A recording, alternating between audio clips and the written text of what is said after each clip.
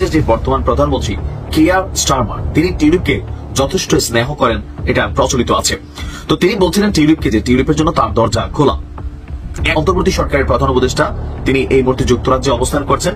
তো তিনি যাওয়ার পর যুক্তরাজ্যের প্রধানমন্ত্রী কিয়ার স্টারমারের সাথে যে বৈঠক হবার কথা ছিল সেই বৈঠকটা না হওয়ার শঙ্কা দেখা দিয়েছে। কেন? এখন ডক্টর মোহাম্মদ ইউনূসের সাথে যদি কিয়ার স্টারমার বৈঠক করে তাহলে এখানে ঝামেলা যেটা হইতে পারে, আওয়ামী লীগ কি বাংলাদেশে ফিরে আসবে না?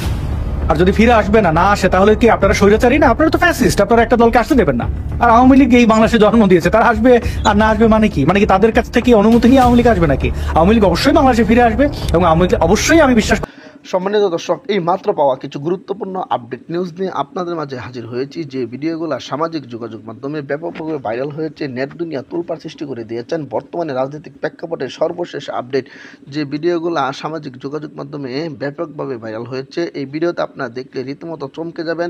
বর্তমানে রাজনৈতিক প্রেক্ষাপটের সর্বশেষ আপডেট, বাংলাদেশের যে রাজনৈতিক অঙ্গনের আপডেটগুলো রয়েছে এবং বর্তমানে বাংলাদেশের যে পরিস্থিতি, সেই পরিস্থিতি নিয়ে যে তথ্যগুলো এই ভিডিওতে আপনাদেরকে দেখাবো, রীতিমতো চোখ কপালে উঠে যাবে আপনার। দর্শক চলুন এই ভিডিওতে আমরা বিস্তারিত দেখে আসি। খুবই গুরুত্বপূর্ণ ভিডিওটি, তাই না টেনে সম্পূর্ণ ভিডিওটি দেখবেন।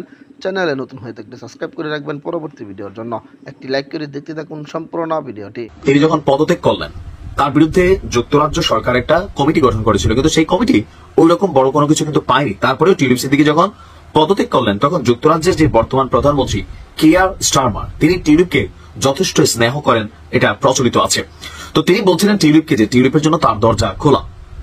এখন আমরা যখন দেখলাম যে প্রি প্ল্যানিং যে প্রোগ্রামটা বা সফরটা, সেই সফরের মধ্যে হঠাৎ করে অন্তর্বর্তী সরকারের প্রধান উপদেষ্টা তিনি এই মুহূর্তে যুক্তরাজ্যে অবস্থান করছেন।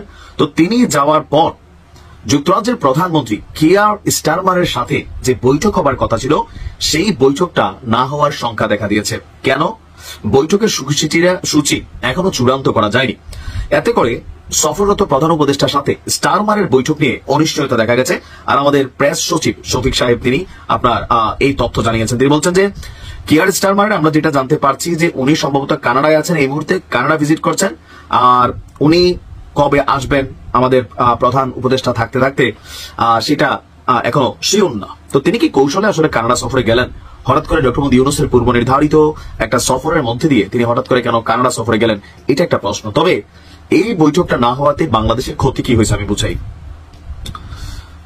টিউলিপের কথায় বা টিউলিপের বিষয়টা চিন্তা করে তিনি ডক্টর মোহাম্মদ ইউনূসের সাথে দেখা করবেন না, এরকম স্টেটাস বা কমেন্ট যারা করছেন, এটা হচ্ছে খুবই আবেগতাড়িত কমেন্ট। এটা হয় আবেগের জায়গা থেকে হয়, কিন্তু বাস্তবতা হচ্ছে ভিন্ন। এই বৈঠকটা সম্ভবত কানাডা গেছেন, এখানে অন্য কিছু থাকতে পারে। আমার ধারণা কেন বৈঠকটা হচ্ছে না সেটা হচ্ছে টাকা। বোঝেন নাই? আমাদের সরকারের পক্ষ থেকে বলা হয়েছে যে যুক্তরাজ্যে বাংলাদেশ থেকে যে অবৈধ পাচারকৃত টাকাগুলো চলে গেছে সেই টাকাগুলাকে পুনরুদ্ধারের জন্য সরকার বড় ধরনের ভূমিকা নিবে। মানে ডক্টর মোহাম্মদ ইউনূস যুক্তরাজ্যের প্রধানমন্ত্রীর সাথে কথা বলবেন। তো এখন তো তিনি রাজার সাথে কথা বলবেন, রাজা তৃতীয় চার্লসের সাথে।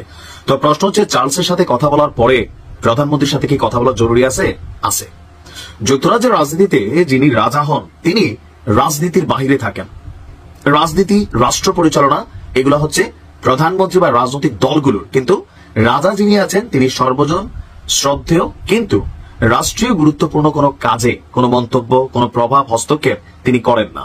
এটা একটা আলাদা সিস্টেমেই যুক্তরাজ্যের এই যে বছরের পর বছর যে রাজার কি বলা হয় যে ধরেন রাজার সিস্টেমটা চালু আছে আধুনিক জমানায়, এই জায়গায় পার্থক্য আছে।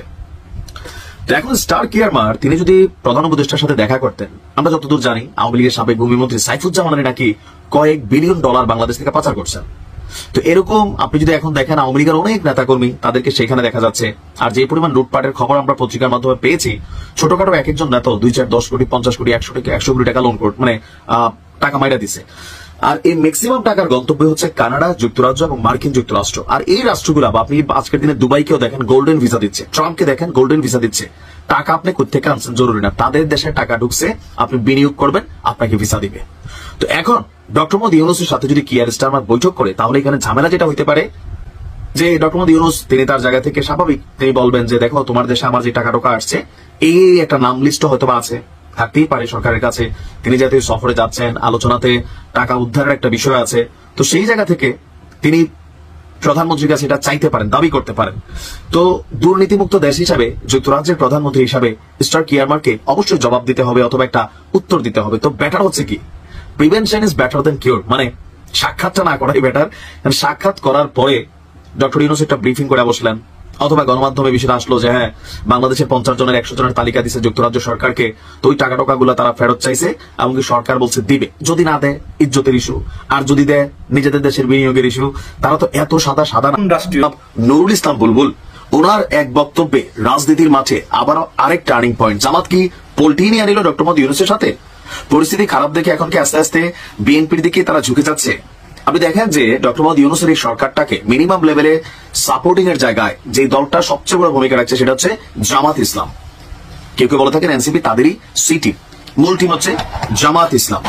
এখন আজকে তিনি যখন যুক্তরাজ্য সফরে আসেন, একদিকে হোটেলের সামনে চলছে বিক্ষোভ সমাবেশ, আনন্দ মিছিল, আর অপরদিকে বাংলাদেশ থেকে জামাত ইসলামের মানে ঢাকা দক্ষিণ মহানগর জামাতের যিনি আমির আছেন এবং চাঁপাইনবাবগঞ্জ 3 নম্বর আসনের যিনি সংসদ সদস্য পদপ্রার্থী জনাব নুরুল ইসলাম বুলবুল, ওনার এক বক্তব্যে রাজনীতির মাঠে আবারও আরেক টার্নিং পয়েন্ট। জামাত কি পোল্টি নিয়ে আনিল ডক্টর মোহাম্মদ ইউনূসের সাথে? পরিস্থিতি খারাপ দেখে এখন কি আস্তে আস্তে বিএনপির দিকে তারা ঝুঁকে যাচ্ছে? টাইম ফ্রেম কি বদলে যাচ্ছে? যে জামাত বলতেছিল যে এপ্রিলে নির্বাচন হওয়া উচিত, হঠাৎ করে আজকে আমাদের এই ঢাকা দক্ষিণ মহানগর জামাতে যিনি আমির আছেন তিনি আবার দিচ্ছেন এক চাঞ্চল্যকর বক্তব্য। তবে এটা হয়তোবা তার ব্যক্তিগত বক্তব্য নাকি দলের, এটা নিয়েও প্রশ্ন উঠবে।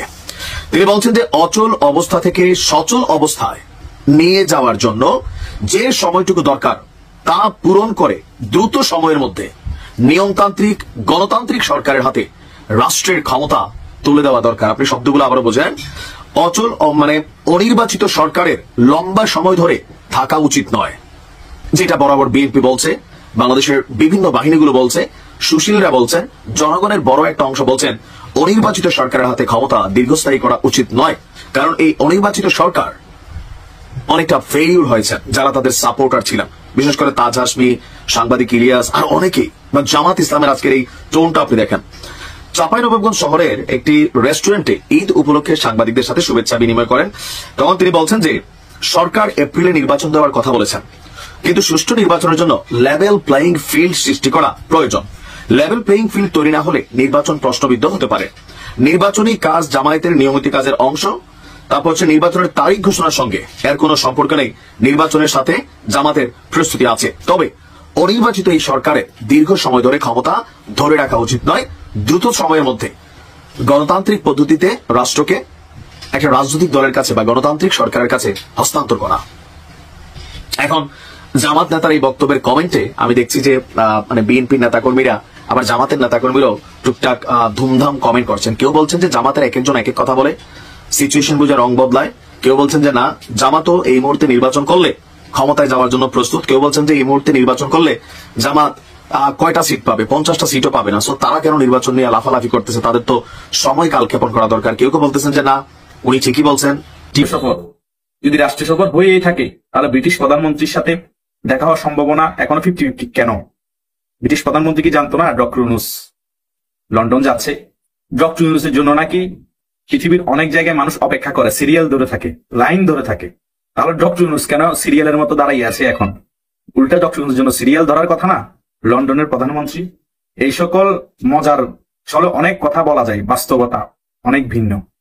চাপাবাজি দিয়ে রাজনীতি হয় না, চাপাবাজি দিয়ে হয়তো সুদের ব্যবসা করা যায়, কিন্তু রাজনীতি করতে হলে বাস্তবে সেটা প্রমাণ দিতে হয়। ডক্টর ইউনূস কিন্তু কোনো জায়গায় প্রমাণ দিতে পারে নাই যে তিনি বিশ্বের কাছে অনেক জনপ্রিয় হওয়া সত্ত্বেও বাংলাদেশের জন্য অনেক কিছু করে ফেলেছে। এই 9 মাসে বাংলাদেশের জন্য তিনি কিছু বিশ্ব থেকে আনতেও পারে নাই, করতেও পারে নাই।